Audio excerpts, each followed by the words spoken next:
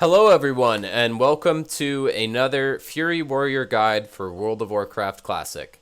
My name is Slam, and I am an experienced vanilla warrior player on both retail vanilla and private servers in a range of guilds from, your average MC rating guild up into the most hardcore speed running guilds. I've done it all, and I've got a lot of knowledge for you here today.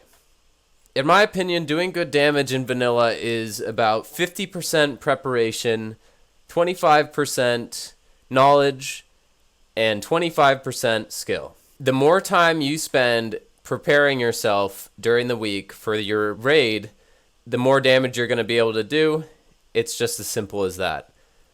These consumables cost a lot of gold and time to farm, so be aware of that. Set your expectations for yourself based on the amount of time you have to put into your pre-raid preparation. There are a lot of guides already on YouTube about this, but I find that most of them are lacking information and, don't give you the context that, a lot of new classic players are going to need to understand why you are going to bring these consumables. So first of all, I'm going to go over the elixirs. There aren't that many elixirs you need to be bringing to raids in vanilla, guys. The main one here is Elixir of Mongoose. This gives you 25 agility and 2% crit for 1 hour. If I had to bring one consumable to raids, guys, I would bring Elixir of Mongoose. With Kings and CG buff, it's going to give you 3.5% crit, and that's going to really bump your damage up a lot in these raids. So Elixir of Mongoose is my number one choice if you only want to bring one consumable to raid. Next up, we've got Elixir of Superior Defense. Increases armor by 450 for 1 hour. This is a really great consume, guys. This is a little bit extra, but you're going to be able to take more hits if you pull Threat on Trash or Cleaves, etc. This might save your world buffs, and I do recommend that you bring at least a stack of these if you are planning on going all out. Next up, we've got the Elixir of Fortitude, 120 HP for 1 hour. Like the Elixir of Superior Defense, this one is a small boost to your survivability, but I do recommend you bring these as well. It's just going to help you survive longer and hopefully keep your buffs. The last elixir I have today is the Noggin Foggers. I think you should always keep a stack of these on you at all times, as it can provide a slow fall buff, which is nice for Ragnaros or jumping down to Molten Core, or you can transform yourself into a skeleton or a tiny person if you prefer that sort of model in a raid environment. Next up, guys, we've got potions. I'm going to start off with the protection potions. Greater Fire Protection Potion, a very important vanilla staple, and you're going to be wanting to bring these to both Molten Core and Blackwing Lair. When you pop them, it depends a little bit on your guild and what your goals are for the raid.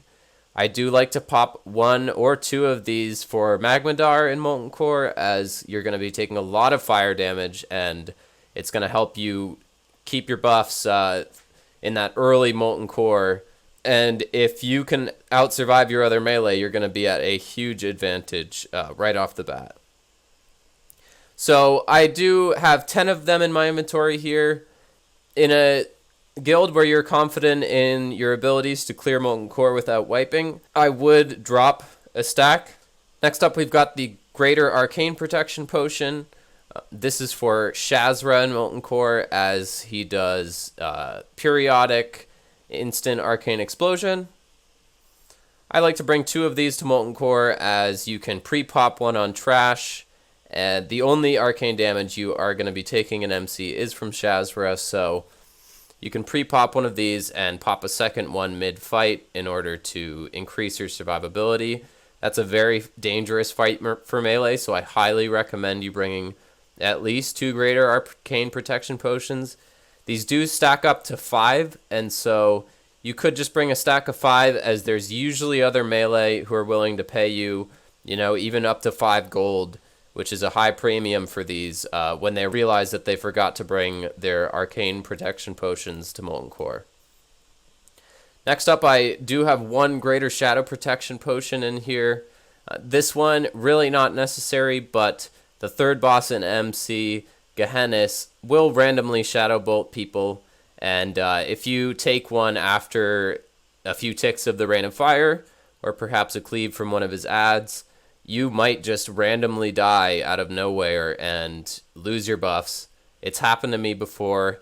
I started bringing one greater shadow pot to MC after that.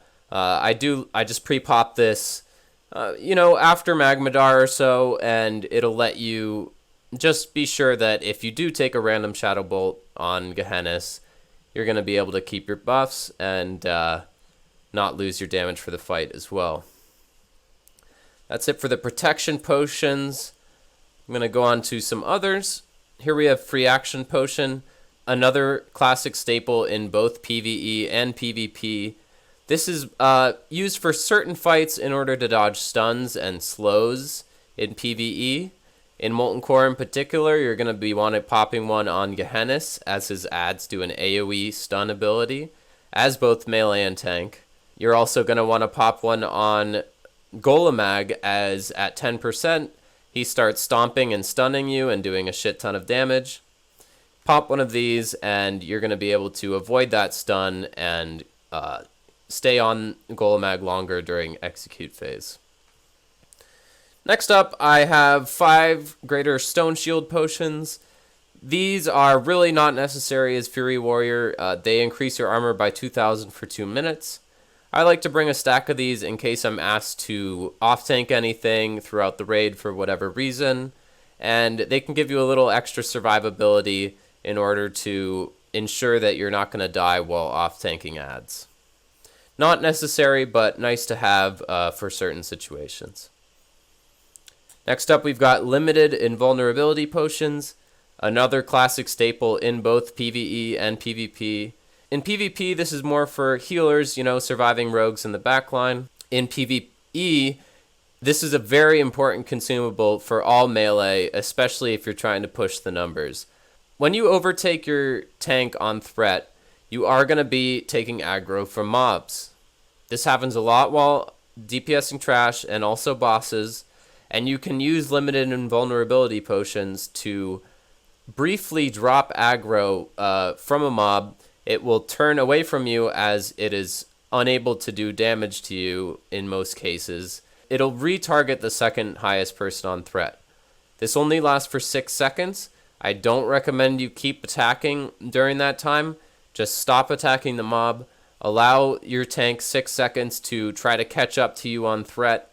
And if you're cleaving or there's multiple mobs in the pack, just turn and start hitting the next mob instead of DPSing the mob that you pulled threat on. After 6 seconds, if you're the highest person on threat, the mob will turn back to you, and you could lose your buffs that way. Next up for potions, we've got major healing potions. These are not really that important in vanilla raiding, actually, for a Fury Warrior. You are not going to be prioritizing these, as there's usually other potions that will give you more survivability, and they're more of an oh shit button on trash or certain fights where you're taking AoE damage and you just want to panic pop one to, keep your HP up while you're waiting for your healers to top you off. Next potion, we've got invisibility pots. I like to keep a stack of 5 of these on me, especially when I'm trying to make my way to the raid with world buffs. You see some horde around the corner, you can pop one of these and try to get to safety. Also, if you say have to AFK and some trash respawns, you can pop one of these and sneak by them, allowing you to sort of be a little more self-reliant, not need to ask the warlocks for a summon. I like to keep a stack of 5 of these on me for raiding, but definitely not necessary. You could swap these out for something else. Last but not least, we've got the Mighty Rage Potion. These are going to be your bread and butter in vanilla, guys. I like to bring 20 of these to your average raid. It does have a 2-minute cooldown and increases your rage by 45 to 75 and gives you 60 strength for 20 seconds. Not only is the strength nice, but if you're rage starved and your death wish is up, this is a great potion to combine with the percentage increase in damage in order to maximize your DPS output. One of the reasons why I don't like to use healing pots very much is because I'm usually using a Mighty Rage potion instead, if possible. There are some fights, like I mentioned, Gehennis and Golemag, Shazra, where you're going to be wanting to keep your potion cooldown up to use, say, a protection pot, a free action pot, or if you're worried about pulling threat, you can hold up a lip. Otherwise, you're going to be using these on cooldown, and if you're really try hard, you can use them on trash as well. They're going to give you a huge damage boost. They are pretty expensive too, and bringing 20 to a raid every week is going to cost you a lot of gold. But if you want to be a real tryhard, these are the potions you're going to want to prioritize for the most part. Next up, I'm going to cover the Jujus. These become available after completing a quest in Winter Spring, and mobs around the zone will begin to drop echoes if you have the Kashimaori in your bag, or however you say that. Make sure you have this in your bag for raids, guys, or else you won't be able to pop your Jujus. This is a very common mistake that people make. They spend all week getting a large stash of Jujus up, only to get to raid and remember that they've forgotten their cash. Make sure this is in your bags. I just leave it in my bags at all times just to make sure it's there and I never forget it. So first up for the Jujus, we've got Juju Power. This is going to be your biggest strength buff that you can use on yourself. Lasts for 30 minutes and gives you 30 strength. This does not stack with Elixir of Giants, guys. If Jujus aren't in Classic at the start, you're going to want to use Elixir of Giants instead, but it only increases your strength by 25, and it lasts 1 hour, but that's less strength than the Juju Power, guys, so I prefer Juju Powers, and they are a great way to do better damage in vanilla. Next up, we've got Juju Mites. These are the highest attack power buff you can give yourself. They only last for 10 minutes, so you're going to want to make sure that you are tracking the timer on it and reapplying it every 10 minutes. It's very common for people to let these fall off before a boss or during trash, but using add-ons to track your cooldowns on this, or just keeping a close eye on your attack power or your buffs, is going to help you remember to keep this up and reapply it every 10 minutes. Huge buff. This does not stack with the alternative Winterfall Firewater, which increases your attack power by 35 for 20 minutes. It's 5 less attack power than the Juju Mite. However, it lasts for twice as long. So if you're trying to slack a little bit and save some gold, just go with the Firewaters. It's not that much less attack power and lasts for twice as long. You also get a nice little character size boost, which is pretty cool. So if you really want to try hard, though, you're going to want to bring Juju Mites. They only last for 10 minutes, so I like to bring a stack of 20 of these to a raid that I know we're going to clear quickly, or 40 to a raid that I know might last for 4 hours and include some wipes. Next up with Jujus, we've got Juju Ember. This drops from the Shard Tooth Bears in Winter Spring. This increases your fire resistance by 15 for 10 minutes. Great for a lot of fights in Molten Core, including Magmadar, the Fire Packs, and also Ragnaros. These are great in BWL as well, and are usually relatively cheap, so I don't even bother farming these. I'll usually just buy some on the auction house and put these up in certain points for a little bit bigger fire res, and it might save you from a double Fire Lotus from the Fire Packs, or just let you stay a little healthier while you're trying to save your buffs in these raids. Last but not least, we've got Juju Flurries. These are incredible, guys. They increase your attack speed by 3% for 20 seconds with just a 60-second cooldown. I like to bring 60 of these to a given raid, especially because the cooldown is so short, and I like to pop them on trash, and they're easy to farm as well, so I like to bring 60. You could only pop them for bosses, maybe get down to 20 or 40. But if you're really trying to try hard, I like to bring 60 or even more. Side note with the Juju Flurries, you actually can cast Jujus on other players. So if you really want to go above and beyond, farm up a stack of these for your favorite healer in the guild and have them throw them on you during boss fights to increase your uptime on the attack speed buff. It is technically possible with 2 healers doing this on you to keep the buff up at all times.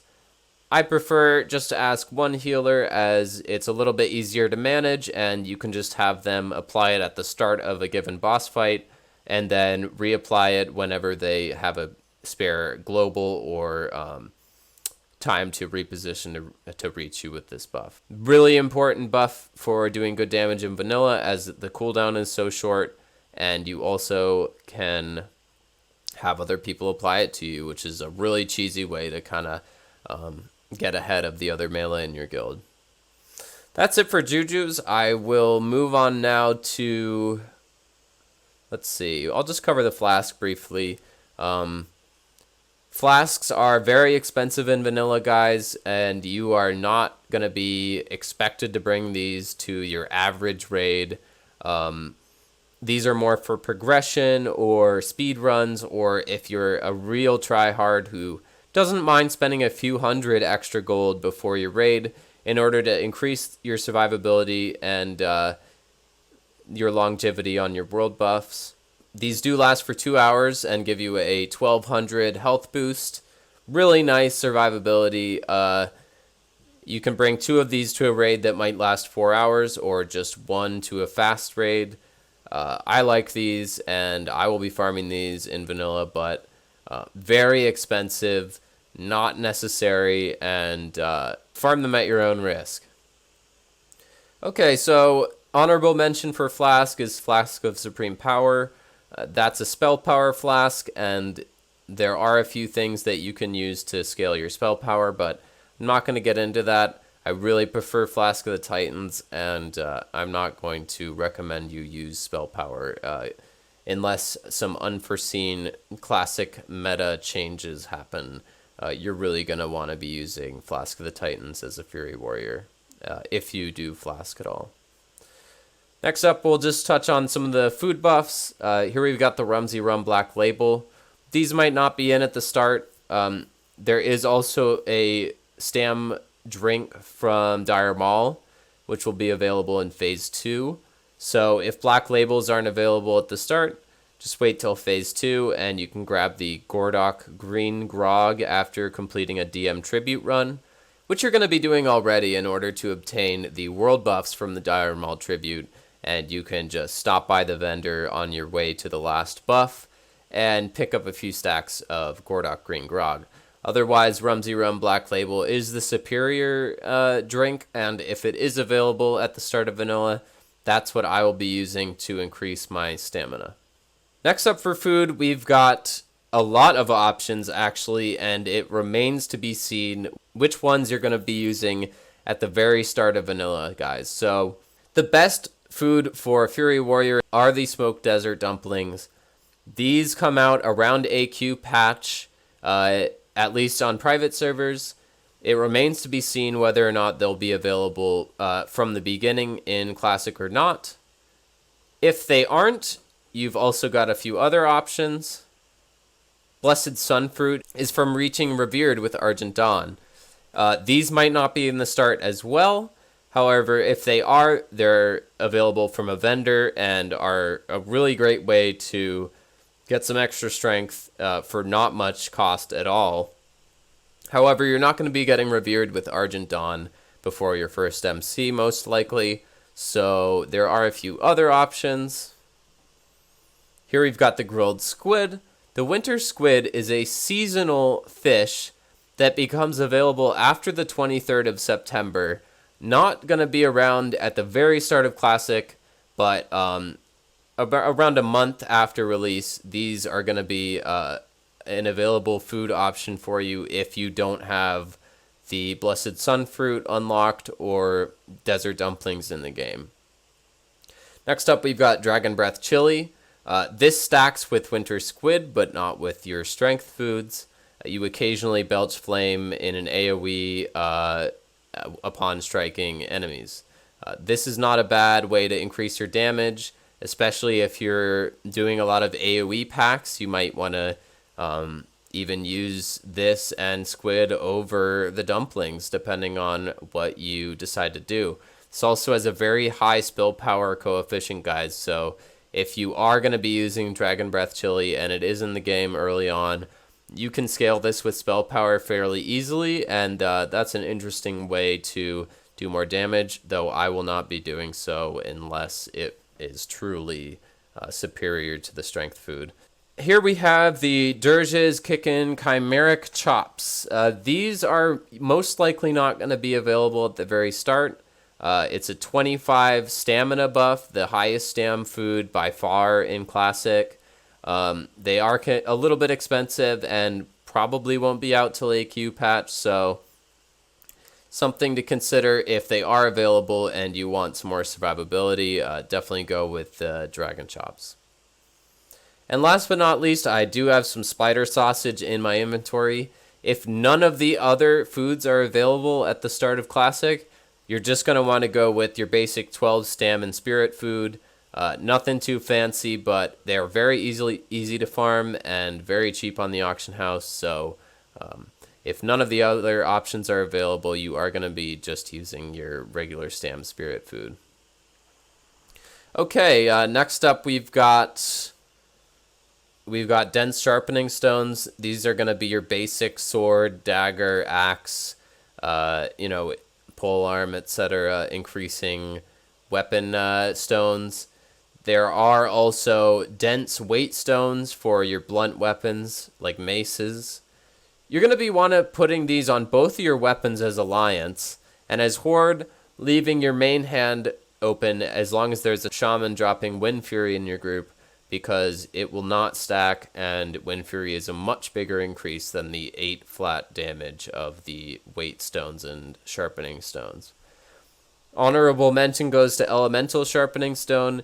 These are bigger damage boost than the dense stones, however, might not be available at the start of Classic and are way more expensive as they require 2 elemental earths. Something to keep in mind if once someone does acquire the pattern on your server, you're going to want to keep one of these on your main hand as Alliance, or one in your offhand as Horde. Alright. Next up, let's talk about some engineering stuff. So, I'm sure most of you have heard of Goblin Sapper Charges before. These are a staple in both PvE and PvP. They do the most damage as far as AoE explosion consumables go. However, they do some damage to you as well. So use them at your own risk. Maybe choose one of the other options if your survivability is at risk in a certain encounter. Next up with engineering, we've got the Dense Dynamite. These do 340 to 460 fire damage in a 5-yard radius. It does have a short cast time as well, guys, so make sure that you are using this right after your main hand swing has gone off. This is to ensure that you're not resetting your swing timer right before you would have used a main hand swing. Use it right after a main hand swing to maximize your AoE DPS. Now, there's only a 1-minute cooldown on these compared to the 5 minutes on your Sapper Charge. So while your Sapper Charge is on cooldown, you can throw down a Dense Dynamite instead, especially on Trash. I like to use these and bosses that are longer than a few minutes and my Sapper Charge is on cooldown. Now you've got another option here as well with explosives, and that is the crystal charge from the Angoro crystal pylons. These are an interesting option as they do more damage than the dense dynamite, and they also do not have a cast time. So they are arguably better than dense dynamite to use. However, it cuts your radius down to only 3 yards, so a little bit situational here. You kind of can use either one. I'm probably going to be going with crystal charges over dense dynamite in classic, but I just wanted to leave them both in to sort of discuss the similarities and differences. Also with engineering, these aren't exactly consumables, but I like to mention them all the same. You've got the Gnomish Battle Chicken and Arcanite Dragonling. Arcanite Dragonling is nice as it does, 15 to 20 DPS or so, and also can apply a nice buff for your fire mages.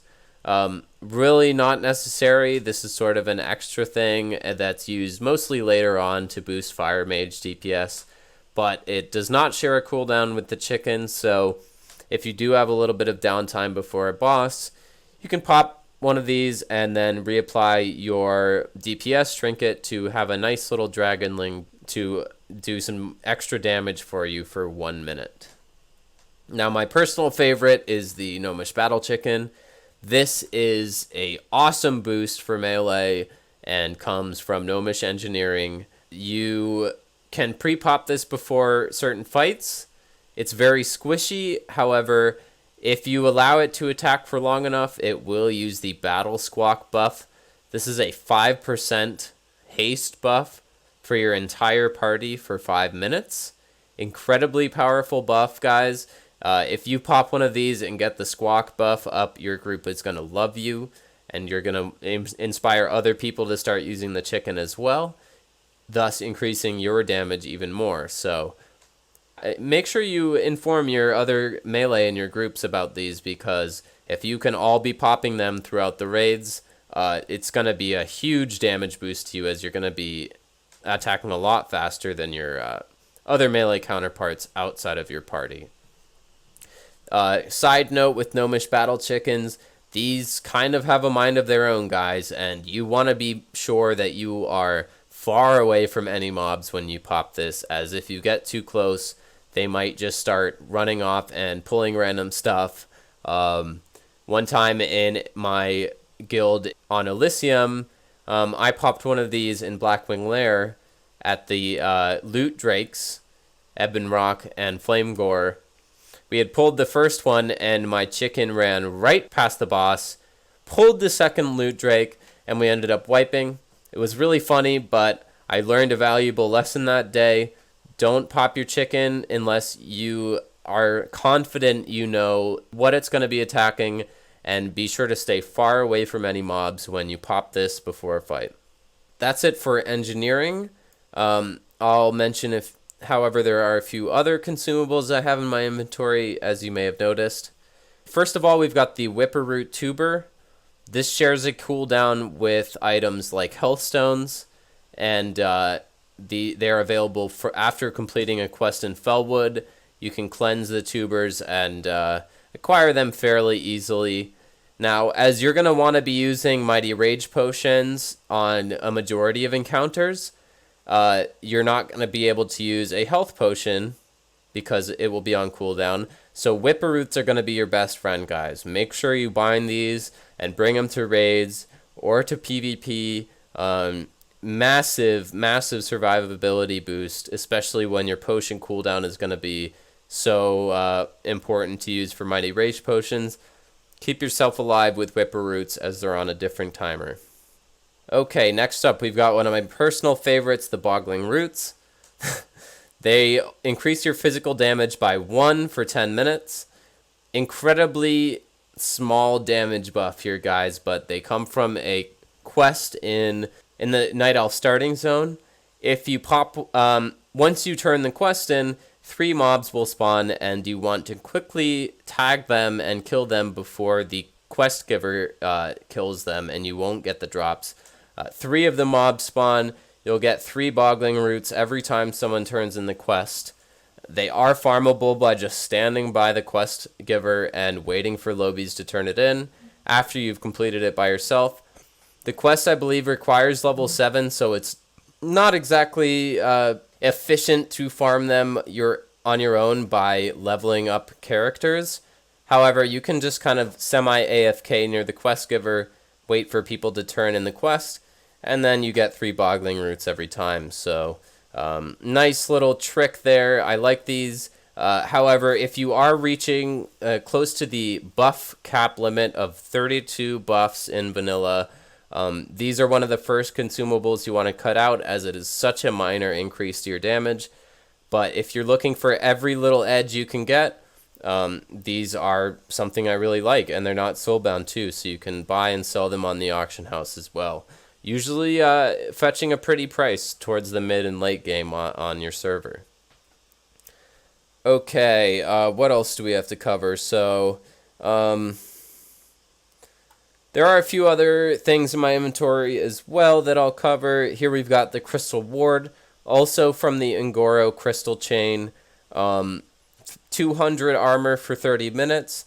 Does stack with the Elixir of Superior Defense and the Scroll of Protection, so just a little bit more armor, guys. It's going to help you if you pull thread or take a cleave. You might save your buffs just from popping one of these. So very easy to obtain, usually pretty cheap on the auction house. So Crystal Ward lasts for 30 minutes, a nice little survivability boost there for you.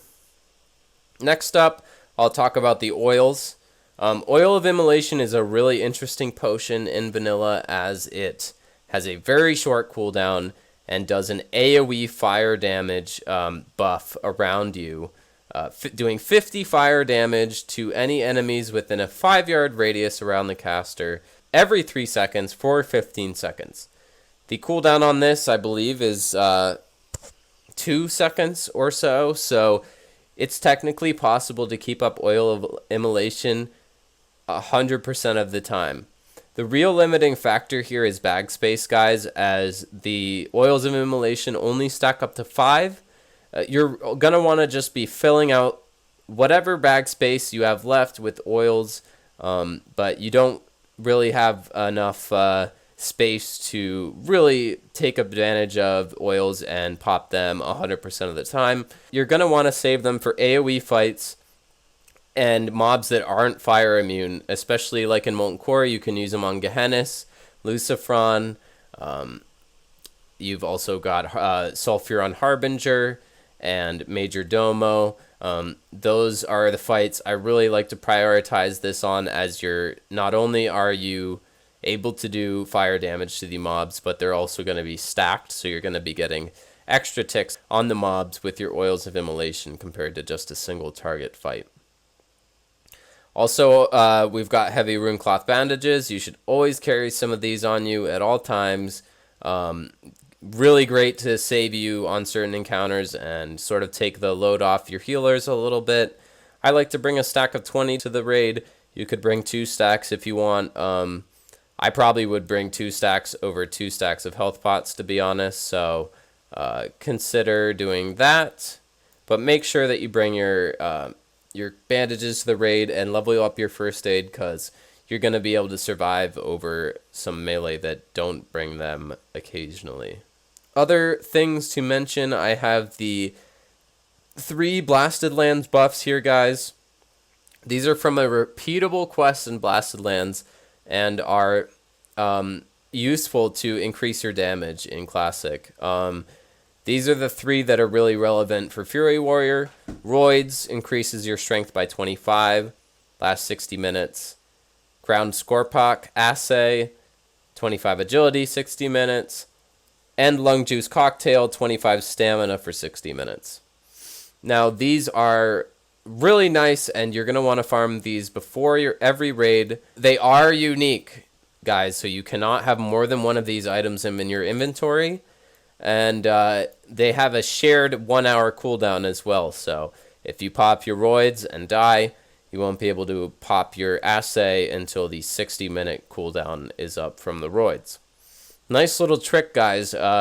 If you want to go a little bit above and beyond when you're acquiring these, make sure you have the required components in your inventory when you're world buffing, and you can turn in your Roids quest, pop it for the 60 strength buff, and then turn in another Roids quest for the actual item in your inventory. It's going to give you a little bit extra of a duration on the buff. I like to do this after grabbing Dire Maul. You can take a Portal to Stormwind from Mage in the group, fly out in just a few minutes, do the double turn in, and you're gonna have a 60-minute strength buff as well as the Roids in your inventory.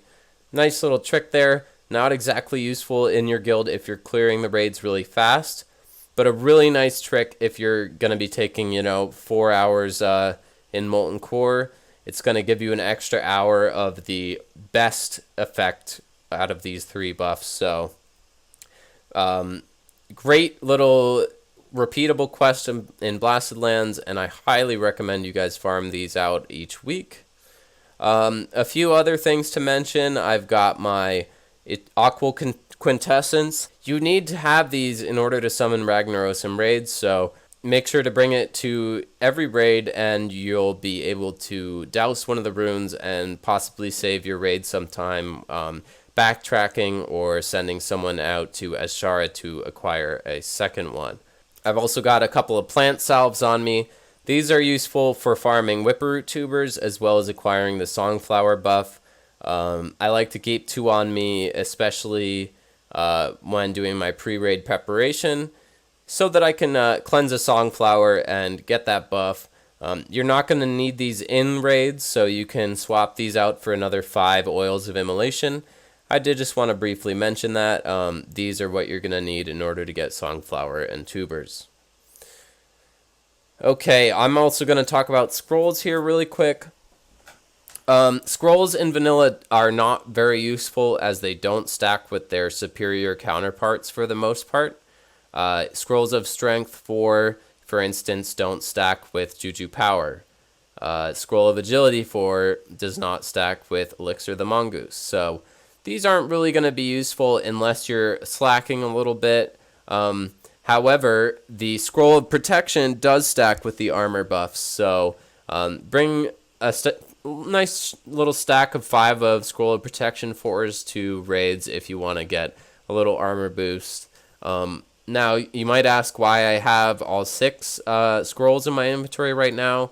They are pretty useful on Gar, as he occasionally will dispel everyone around him of 1 buff. You can apply these scrolls to yourself before Gar in order to increase the likelihood he'll dispel one of these useless buffs instead of one of your more useful buffs like Paladin Kings or Songflower or one of your Dire Maul buffs. It's much better if he grabs one of these useless buffs that still technically can be dispelled but will not actually give you any extra stats.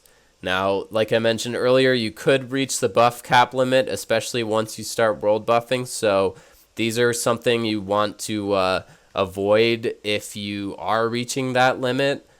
So don't go too overboard with it. Maybe just pop a couple of these before Gar, or all of them if you're not close to reaching the limit. It's going to help you keep your buffs longer on Gar and possibly save your Songflower or Dire Maul buffs when you're world buffing. Other things to mention are arrows. There aren't really many chances for you to use arrows, but there are a few in Molten Core, like on Shazra when melee aren't going in for the entire duration of the fight. I like to keep a stack of these on my inventory at all times because you never know when you want to shoot someone in the head, like a Frost Mage with 200 health that and you're stuck in a Nova. Just whip out your Black Crow and hit him with a nice fat crit to finish them off. Or just do some damage in raids when melee are asked to stand out. Other than that, is there anything else I didn't cover? Not really. So I obviously like to keep Hearthstone Mount in my inventory.